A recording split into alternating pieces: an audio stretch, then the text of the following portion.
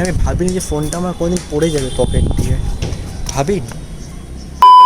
Hey guys, welcome to my channel. I am Alekho. You are watching Alekho Datto Vlogs. চলো শুরু করা যাক। তো আজকে একটা ঘটনা ঘটেছে, আজকে না প্রায় 4-5 দিন আগে রাত্রের দিকে একটা ঘটনা ঘটেছে। তো আমি আমার একটা বন্ধু সাইকেল করে আসছিলাম। তো ও সাইকেলে কি হয়েছিল, তো ও বলল যে ও চালাচ্ছে আমার সাইকেলটা, তো আমি বসি। তো দুজনে মিলে আসছিলাম সাইকেলে করে।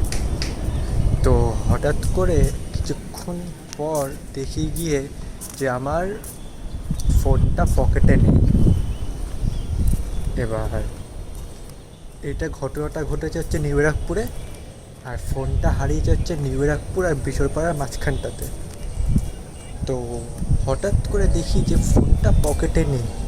তো আমি ভাবলাম কি হলো, ফোনটা কি ও অনেক সময় কি মানে ফোনটা নিয়ে নেয়, নিয়ে নিজের পকেটে রেখে দেয়।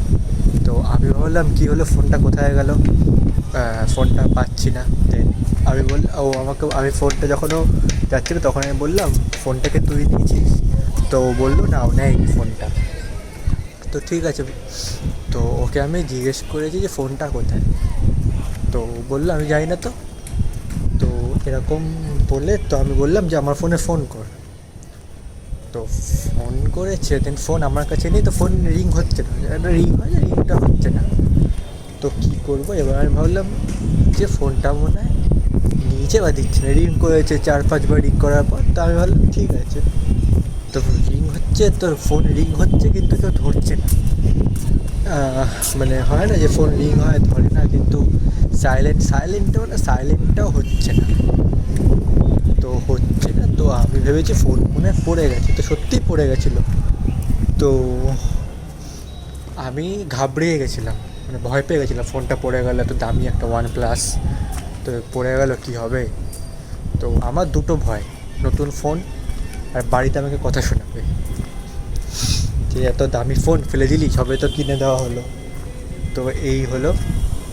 দেন কী করব, দেন ফোন করেছি, প্রায় 8-9 বার ফোন করার পর ফোনটা গিয়ে না ধরেছি। তো ধরে বলছে যে কে বলছেন। তো আমি বলছি এই ফোনটা পড়ে গেছে, তো এটা তো আমার ফোন, তো যদি এনে দিতে পারেন তো আমি খুশি হই। তো আমি বলেছি, তো বললো, উনি ছিলেন একজন অটো ড্রাইভার। তো উনি বিশরপাড়ার অটো ড্রাইভার। তো উনি বললো ঠিক আছে। তো আমি বললাম উনি বললো যে সেই বিশরপাড়া অটো স্ট্যান্ডে এসে দাঁড়াও। তো উনি বললো এটাই যে বিশরপুর অটো স্ট্যান্ডে এসে দাঁড়াও। তো উনি অটো নিয়ে ভাড়া নিতে গেছে, তো ভাড়া নিয়ে আসার পর তোমাকে দিয়ে দেবে।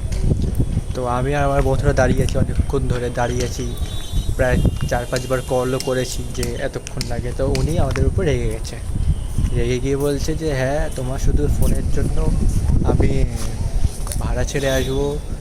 তো আমরা দাঁড়িয়ে রয়েছি, চুপচাপ দাঁড়িয়ে রয়েছি, কী বলবো। দোষটা তো মানে দুজনেরই ছিল, যে ফোনটা ক্যারি করিনি, তো হারিয়ে গেছে, তো কী বলবো। তো উনি বললো যে দাঁড়াও কিছুক্ষণ, আমি ভাড়াটা নিয়ে আসছি। তো এরকম বলেছে 2-3 বার, আরও কল করেছে, তো এটাই বলেছে। তো হারিয়েছে হচ্ছে 5:30টার দিকে, তো 8:30 বেজে গেছে ওরকম টাইমে যে ফোনটা আমি হাতে পেয়েছি। তো এই হলো। দেন আমাকে বলছে যে ফোন পেয়ে গেছো খুশিতে, এবার মিষ্টি খাওয়াও। তো মিষ্টি, সত্যি কথা আমার কাছে পয়সা ছিল না যে মিষ্টি খাওয়াবো। তো ওনাদের প্রায় 22 থেকে 23 জন টিম আছে অটোদের, হয় না অটোওয়ালাদের মানে টিম থাকে, 22 থেকে 23 জন টিম আছে ওরকম। তো আমার কাছে তো অত টাকা নেই যে একদম 300-400 টাকাটা মিষ্টি খাইয়ে দেবো। তো আমি নিজের মতন মিষ্টি দিয়েছি, যতটা পেরেছি ততটা দিয়েছি। তো দেওয়ার পর বলছে যে একটু কম হয়ে গেল, তো যতজন আছে তারা কি ভাগ করে খাবে, তো হবে না। দেন আমি বলেছি আমি পরে আবার যখন যাব দেন আমি ওদের দিয়ে আসবো। তো এই হয়েছে কেস। তো আমার এই যেটা দিয়ে এখন ভিডিও করছি সেই ফোনটাই, এটা OnePlus।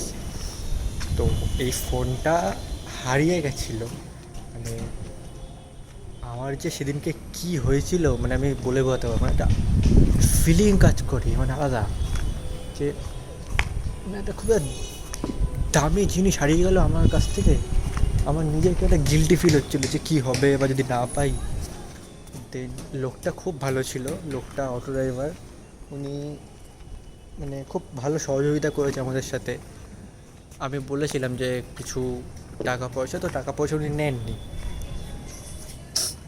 তো লোকটাকে খুবই ভালো আমাদের সহযোগিতা করেছে, ফোনটা নিয়ে কোথাও চলে যায়নি। আমি ভয় ছিল যে কিছু না করে দেয় আবার, তো উনি ভালো লোক ছিল, কিছু করেনি। তো এটাই মানে কী ছিল, কী হয়ে গেল, মানে আমি ভাবিনি যে ফোনটা আমার কোনোদিন পড়ে যাবে পকেট দিয়ে, ভাবিনি। তো এই কথাটা নিয়ে আমি বাড়িতে এখনও বলি, কেন বাড়িতে বললেই আমাকে ঝাড়বে। তো এটাই, তো কিছু আর বলার নেই আজকে।